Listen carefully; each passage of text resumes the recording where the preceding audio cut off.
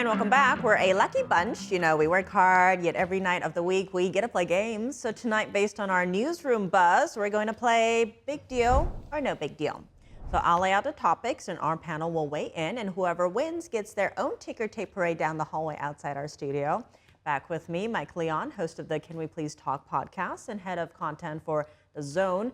Taylor Hathorn, visiting fellow at the Independent Women's Center for American Safety and Security, and Chris Bob, NTD's political correspondent. So first up, New York City, of course, is still celebrating. The Knicks and their fans took to the streets earlier today for a massive ticker tape parade honoring the team's historic NBA championship victory, their first title in 53 years. And the Knicks owner, James Dolan, also confirmed the team will visit the White House. Here's what he had to say. Are you looking forward to the celebration at the White House? As a matter of fact, thank you for asking me that. We just did receive an invitation from the White House, which we accepted. We still have to figure out the details, et cetera. But, you know, yes, of course. I mean, you know, look, I invited the president to come down for the game.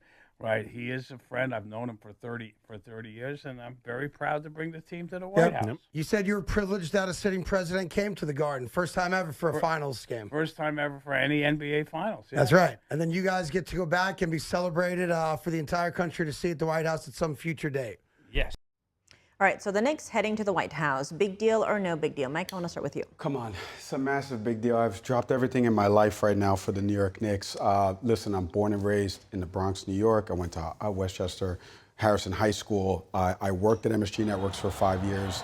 I went to the parade today. If we're going to show some of the photos that I sent over to the producer earlier, this is a massive deal. And by the way, the president coming to Game 3, the only game that they lost. So I blame him for that loss because they would have been 16-2 in this playoff run. This would have been in 4, like you and I had said last week when we were in studio. But be that as it may, the ratings came in for this. I said it before. This was the best that the NBA could have gotten. The biggest city and market, the future face of the league, and Victor Wembanyama. They got exactly what they wanted, and I got exactly what I wanted. You got exactly what we wanted. We got the Knicks winning a championship down the Canyon of Heroes, first time in 53 years. I can't believe it. I'm so excited. I can't even talk about it anymore. It's a massive big deal. Where's the button? All right, Taylor. I don't have that much to add. I think it's no big deal. Oh my God! I think it's right here. I think it's. I know, but I think it's no big deal that they're going to the White House because it's so cool to be an American. Everybody should want to go. All right, Chris.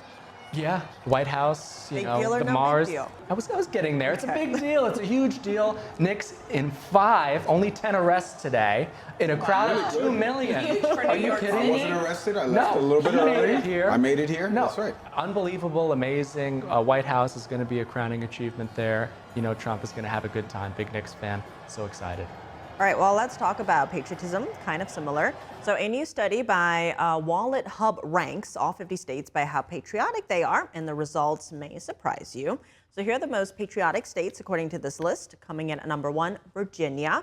That's followed by Montana, Vermont, Colorado, and Oregon. Now the bottom 5 are Florida, Alabama, Louisiana, New York, and Arkansas. Arkansas being the least patriotic. And here's a surprise, where's Texas? Texas is ranked all the way down at number 45. That's the 6th least patriotic state. Taylor, I want to start with you. Big deal or no big deal? Well, yeah, because I'm the only Texan at this table, and I will not tolerate the Texas hate. We might not be the most patriotic statistically, but we have Buc-ee's, we have kolaches, we have George Bush. You know, we have so many great things, and maybe we're not the most statistically proud on paper, but like it's because we're proud to be Texan. So I'm going to take it.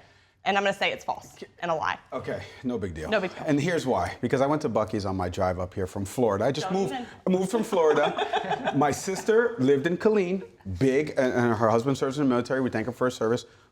You got to stop at Buc-ee's. You got to stop at Buc-ee's. I stopped at Buc-ee's. It's not that big a deal. But I do like the brisket. I do like that they make the brisket. The food was good. The food was actually good. I'm just saying, not as big. I was expecting more. I don't know. The ticker tape parade that the Knicks got today, I was expecting the same thing when I walked in. Saw 40 gas lanes there, and you got a nice sandwich. What more are you asking? You're right. I'm going to wear my Buc-ee's top next time I come here. Fine. No, it's a half big deal. If we can put that. Can we put that as a third option?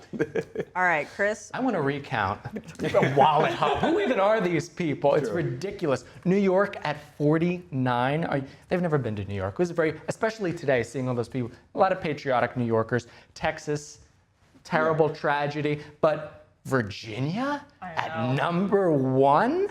Just because they have the most defense contractors? It's ridiculous. No, you think about all the people conspiring against this country. I'm looking at you, Virginia. Allegedly. Living there. So I'd say it's a big deal because it's so terrible.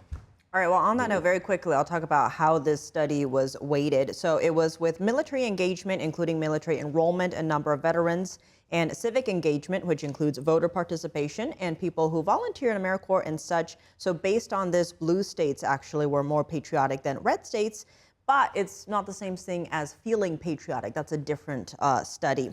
I want to pivot, though, because the Obama Presidential Center had its star-studded opening today. 4 former presidents took a group photo, and President Trump was not invited. Chris, let's start with you. Big deal or no big deal? Big deal because the land scar is there. I mean, they call it the Obamalisk, the building itself. It's not a very attractive looking building. It looks a little bit like the Tower of Orthanc from The Lord of the Rings mixed with the J. Edgar Hoover building. It's like a brutalist structure. It's going to cost $850 million when they add everything up about what they spent. Then they need an additional $300 to $400 million to maintain the property. And then they're charging $30 a pop for admission to look at the museum. And voter ID. And you need ID to get in there. But you know, it's okay. They had the grand opening and everything. I was there in Chicago. I love Chicago. It's a beautiful city. It gets a bad rap, but it didn't enhance Chicago in my estimation. That's why I don't like it. All right, Denny? Half big deal? Can we do that again, the half big deal? No, it's a big deal because anytime a president gets a congressional library, even when Trump gets one, folks, okay, it's going to be a big deal. However, the president chose the wrong time to open it because the Knicks had a parade today in the biggest city in this union. And so it's probably lost a little bit of its luster with respect to the news cycle. But like you said, president getting his library, I really have nothing else to add on that. I didn't see any of the ceremony. I saw some of the heavy hitters that were there, the 4 living presidents, like you said, that took a photo. That's incredible. You can see that they keep ostracizing Trump out of it. There's a reason behind that. I think Trump wouldn't have invited Obama to his presidential library. But half big deal. We got to add a third column. There's A, B, C, D, and multiple choice on Scantrons. I'm putting a middle column. Half He big didn't know deal. how to play rules. Yeah, no, I know how to add rules. Amendments, they're called. I think this is a big deal because it is the first presidential library that looks like it belongs on a putt-putt course. So I'm super, super excited about this, but I do think it's awesome. Even if you were not a fan of President Obama, you should go. You should always visit presidential libraries. I think they're super, super cool. Well, Taylor, Chris, and Mike, thank you so much for joining us.